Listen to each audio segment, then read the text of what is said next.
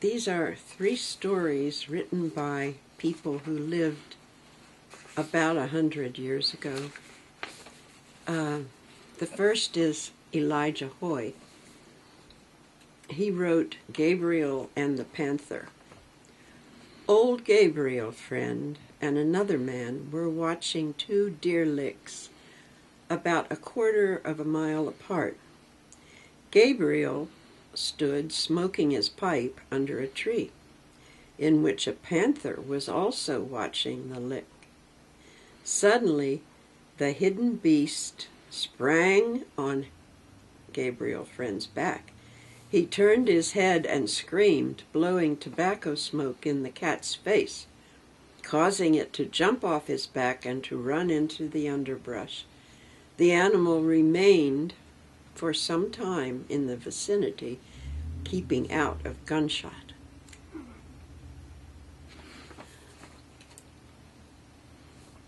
Elijah Hoy lived at Sang Run. And this is J. Alvin Friend's story.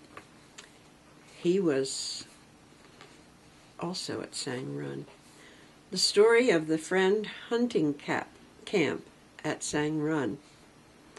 The Friend brothers, soon after settling at Friendsville, built a log cabin near the present home of J. Alvin Friend at Sang Run as a permanent hunting camp.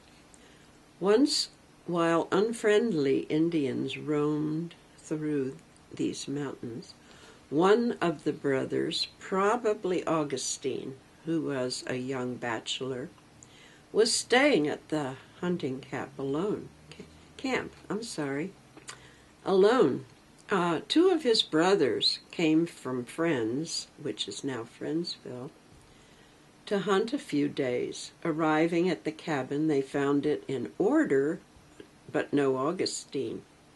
Night came on, and still he did not return. Fearing that their brother had been killed by Indians, and that the red men were still in the neighborhood, waiting to ambush them, the visitors hid behind a tree and watched the cabin through the long night. Toward morning, the wandering Augustine came up the moonlit trail to the cabin and explained to his irate brothers that he had seen no Indians, but had walked up the Youghiogheny River some 10 miles to see a girlfriend. And this last one was written by Sherman Savage. It's called The Grave Robbers. Gabriel Friend number 2, who was the son of John Simpson Friend, and Jesse Friend, son of Jacob Bonnell Friend, resided near Friendsville. One Sunday, being moved to do a good deed, they decided to dig up an old Indian chief whose grave they had found on a wooded bluff overlooking Friendsville from the west. They removed the stones piled by the red men over the departed until they uncovered a large flat stone. Said Gabriel, "We shall surely find the Indian under this stone." The stone was quite heavy, so they both laid hold and began lifting it.